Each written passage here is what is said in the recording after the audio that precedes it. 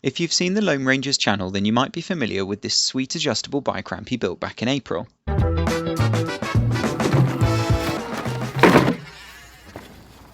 The adjustability is a really neat feature, so I was pretty keen to build this. He was kind enough to make the plans available, so please go and watch the Loam Ranger's video first and read through those plans. There's a link in the description below.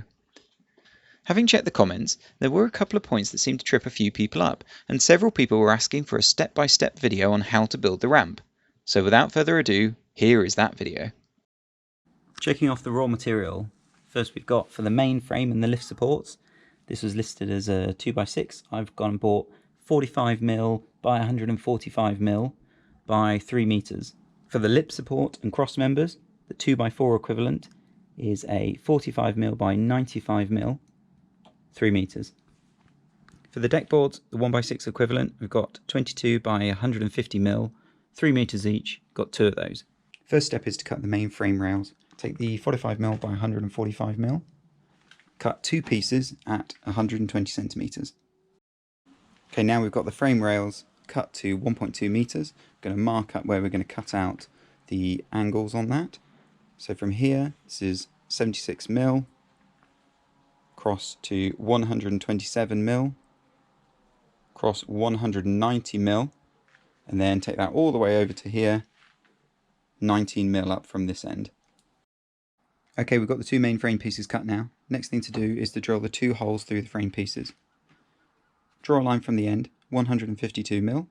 Next line is 283mm in. This one is 10 centimeters up. This hole is 11 centimeters up, and I'm going to drill 10mm holes. Now we've cut the holes in the main frame, the next thing to do is to cut out the lift support. This looks a little bit tricky, but it's not actually, because you're cutting it out from the leftover part of the 2x6 lumber.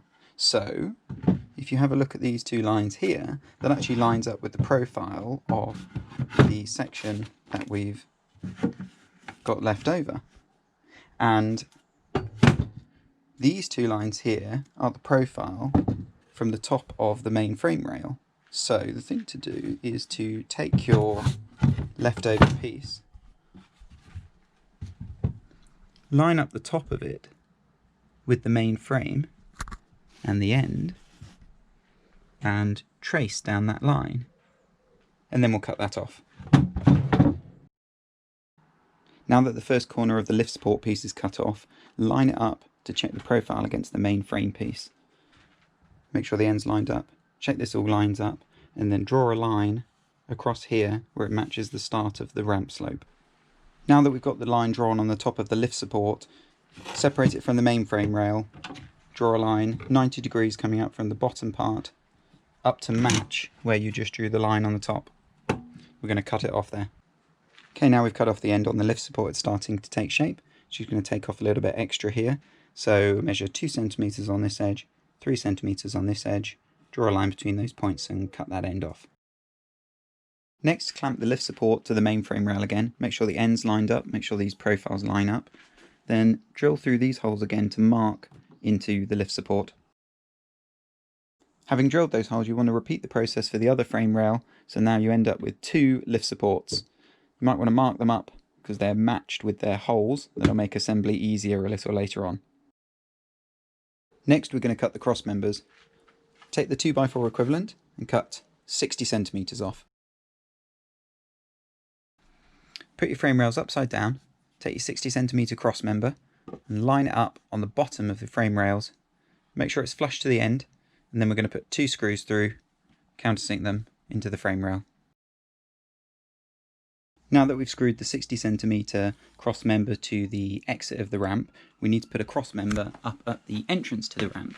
But this cross member is going to go inside the frame rails.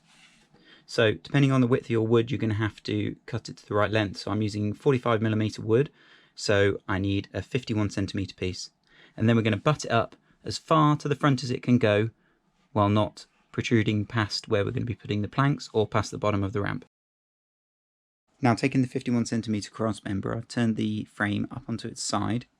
Now you can see we've got to push the cross member up to the front as far as we can, the entrance to the ramp, and put it flush with the base of the ramp. Then we're going to screw 2 screws in from each side. Now the cross member for the entrance to the ramp is screwed in on both sides. Next thing to do is to slice up the deck boards. So you get your 1x6 equivalent. I've got a 22mm by 150mm. Sliced it into 60cm lengths. Now all of the 60cm deck boards are sliced up, ready to go on the frame. So lay the frame out correct way down on the floor, and I've sanded off some of the edge of the first deck board just to reduce the lip as smaller wheels go up onto it.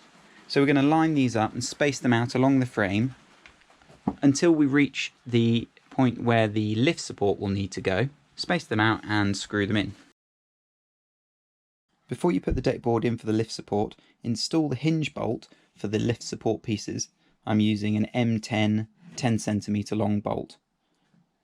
So moving this up and down, we can see that the lift support for the deck board will foul the frame rail as we lift it back. So we're going to take off 45 degrees on that deck board. Now the underneath edge of the lift support deck board has been removed. This doesn't foul as we lift it up. So I've lined it up with just where the profile changes on the main frame rail. Put a couple of screws in. Now you can check that it operates smoothly. Next thing to do is to take the deck board that immediately goes before it and line it up with where you will have the lift support at its highest point. When you've chosen that point, screw down this deck board. Also, when you've chosen the highest point for the lift support, you can drill the extra holes so that you'll be able to put the M10 bolt through and hold it into different positions. So we can see here the hole for the lowest position, clamp it into place for the other positions that you want, and drill through from the frame rail to make a hole for the bolt to slide into. Now the entrance to the ramp is complete. All the deck boards are screwed down, and I've drilled multiple holes here to adjust the lift support to different heights. Next, it's time to put the deck board on for the lip. So I've already taken a deck board and taken a 45-degree angle off so it doesn't bind onto the lift support board. I'm just going to rest that in position where you want it. Then take your hinges and screw the hinges into place. Once that's screwed into place, we'll make the lip supports and install them underneath. When you screw the hinges into the lip deck board, make sure that you don't screw through into the lift support. This needs to move freely, and we'll attach the lip support pieces to the underside of it. Now it's time to make the lip support, so you need to take your 2x4 equivalent and cut it at 216mm. Next we need to cut the angle which will allow us to support the deck board, so measure in 64mm here and then cut off in a line up towards the edge of the end of the piece. Once that corner is trimmed off on both lip pieces, you can trim the other corner. So I've drawn a line 51mm up from this edge and 57mm across on this edge, and then cut that corner off. Now we've got a lip support piece cut, we need to place it into position and screw through to mount it onto the lip deck board. Now this is how the Loam Ranger had the support piece on his video, but there was actually a comment I think from his father saying that the way it should have been done was to have the long edge supporting the board, and that gives a lot more support for the board. So we're going to clamp that in place and screw through from the top. Now we've screwed the final deck board into the lip supports, you should be able to lift it up and check that they glide easily against the lift supports. Now we need to set the height for the lip board.